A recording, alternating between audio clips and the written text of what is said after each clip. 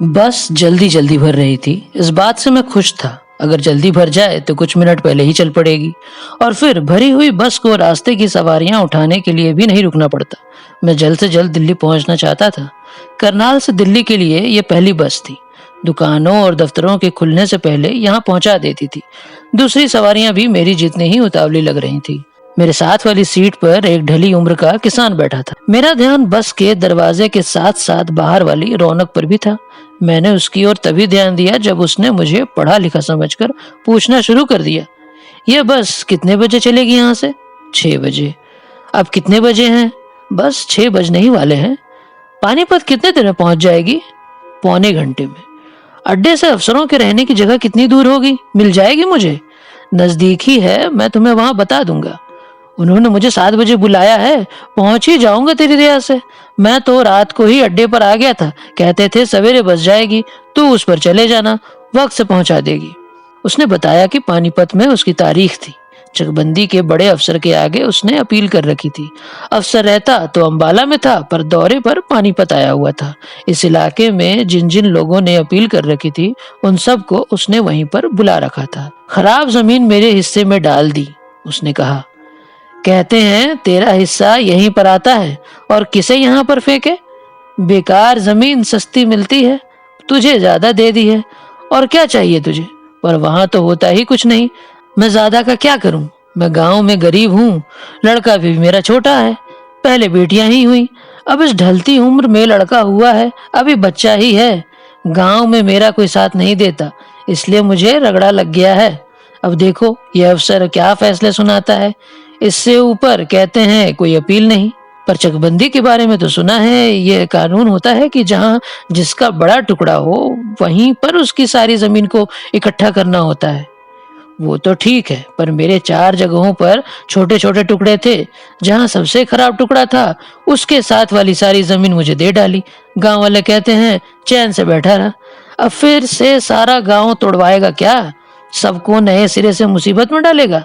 पहले ही बड़ी मुश्किल से काम खत्म हुआ है, लोगों को ठीक से जोतने बोने दे। तू भी कुएं में मिट्टी डाल, दांतों तले जीव दबा। संवारेगा तो खुद धीरे धीरे संवर जाएगी जमीन। बहुत मिल गई है तुझे, और क्या चाहिए? पर मुझे तो वह जमीन काटने को दौड़ती है। वकील किया हुआ है, देखो क्या होता है। ठीक ही होगा, मैं झूठी तसल्ली देता हूँ। बस में अब बहुत भीड़ हो गई थी, मगर भीड़ से अधिक अफरा तफरी मची थी। आज सोमवार था। इतवार की छुट्टी होने के कारण बहुत से लोग दिल्ली से बाहर आए हुए थे, जो अब जल्दी लौटना चाहते थे।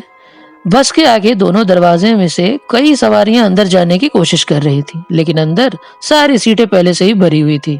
फिर भी सवारियां दरवाजे पर से हटती नहीं थी। कोई तगड़ा आदमी धक्का देकर अंदर घुस जाता, लेकिन बस में कोई जगह ना पाकर फिर पीछे हट जाता। जितने उतावले दरवाजे पर खड़े लोग अंदर आने के लिए थे, उतने ही अंदर बैठे लोग बस के चलने के लिए थे। वो कंडक्टर को बस चलाने के लिए आवाजें लगा रहे थे। बस और कोई सीट नहीं। कंडक्टर ने चलने की तैयारी पर दरवाजे पर खड़े लोगों से कहा, सीट क्यों नहीं? हमने टिकटें ले रखी है। अरे टिकटें ज्यादा काट दी क्या आज? कंडक्टर ने टिकट काटने वाले मुंशी को आवाज दी। सोमवार है, अगर चेकिंग हो गई तो जुर्माना कौन भरेगा? नहीं, पूरी है, एक चिड़िया का बच्चा भी फालतू नहीं। बाहर बैठा मुंशी कागज पत्र उसके हाथ में थमाते हुए बोला। तो फिर बिना टिकट सवारियां अंदर कैसे आ गई? कंडक्टर ने जैसे माफी मांगी और फिर ऊंची आवाज में जैसे बस की दीवारों को सुनाते हुए बोला, जो भी बिना टिकट बैठे हैं नीचे उतर जाएं, टिकट वाले बेचारे बाहर खड़े हैं। कोई सवारी ना हिली। अगर टिकट वाली सवारियां बाहर ना भी खड़ी होती तब भी बस का चलना मुश्किल था। सीटों के बीच वाला रास्ता सामान से भरा पड़ा था। एक बुढ़िया इस रास्ते में नीचे ही बैठ गई थी। माई उठकर सीट पर तो हो जा, कंडक्टर ने उसे ऐसे बैठा देख करके खींचते हुए कहा। भाई सीट हो तो पैरों में बैठने का भला मुझे कोई शौक चढ़ा है? एक स्त्री अपने तीनों बच्चों समेत 2 सवारियों वाली सीट घेर रखी थी। 2 बच्चे 3 साल से छोटे थे, इसलिए टिकट एक ही की थी। बच्चों को गोद में ले लो, आधी टिकट के लिए कोई सीट नहीं है, कंडक्टर ने कहा। एक बच्चे को बुढ़िया ने गोद में ले लिया और 2 को उसकी माँ ने, और इस प्रकार रास्ते में से उठकर बुढ़िया सीट पर हो गई। लेकिन बस चलने के अभी भी कोई आसार नजर नहीं आ रहे थे। बेटिकट लोग सीटों पर से उठने का नाम ही नहीं ले रहे थे। अपनी अपनी टिकटें निकालो, कंडक्टर ने आवाज दी और आगे बैठी एक सवारी की ओर हाथ बढ़ाया। टिकट तो अभी लेनी है, सवारी ने धीमे से कहा। नीचे उतर कर लो, फिर पिछली गाड़ी की। बस को यूं ही लेट कर रहे हो। किसी किनारे भी लगाना है बस को कि झगड़े में ही दिन बिता देना है? कंडक्टर गुस्से में बोला। जल्दी पहुंचना था, सामान ऊपर पड़ा है। नीचे उतर कर जल्दी उतार लो, नहीं तो दिल्ली पहुंच जाएगा। बेटिकट सवारियों के कान खड़े हो गए। एक एक करके सब खिसकने लगी। छत पर से सामानों के उतरने का शोर सुनाई देने लगा। सीटों के बीच वाले रास्ते से पड़ा सामान कुछ सीटों के नीचे और कुछ छत पर पहुंचा दिया गया। बस एक सवारी का फर्क रह गया। एक नई बैठी सवारी ने कंडक्टर से बोला, तुम अपना टिकट दिखाओ। टिकट पिछली बस का था। लो, हमें क्या मालूम, सवारी बोली। टिकट के ऊपर बस का नंबर लिखा हुआ है, नीचे उतर कर उसमें बैठ जा, वो पीछे खड़ी है। फिर उसने खिड़की के पीछे बैठे मुंशी से कहा, अभी से नई टिकटें काटनी शुरू कर दी? सवारियां इधर घुसी आ रही हैं। तूने तो लगता है आज बस को अड्डे में से निकालना ही नहीं है। हम क्या सारा काम ठप कर दें? 5 मिनट लेट हो गया तू। बस हो गया हिसाब, चल रहे हैं अब। कंडक्टर ने मुंह बनाते हुए कहा और बस के चलने के लिए सीटी बजा दी। रोके रोके! एक सूट बूटधारी आदमी जोर से चीख उठा और उछलकर अपनी सीट पर से दूर हटकर खड़ा हो गया। क्या बात हो गई? कंडक्टर ने हैरान होकर पूछा। यहाँ पर किसी ने उल्टी कर रखी है, मैं नहीं बैठ सकता यहाँ, पहले इसे साफ करवाओ। उल्टी किसने कर दी? कंडक्टर ने अविश्वास से भरकर कहा। शायद किसी मुसाफिर ने रात को की थी, या फिर सुबह सुबह डीजल की बदबू के कारण कोई बैठते ही करकरा कर एक और हो गया था। मुंह बाहर निकालकर कंडक्टर ने मुंशी से पूछा, स्वीपर खड़ा है क्या यहीं कहीं? नहीं, दिखाई तो नहीं दे रहा, आता ही होगा। स्वीपर की प्रतीक्षा में एक अनिश्चित समय के लिए बस को कैसे रोका जा सकता था? पर एक पढ़ी लिखी सूटेड बूटेड सवारी को सीट दिए बिना कंडक्टर बस को चला भी कैसे सकता था?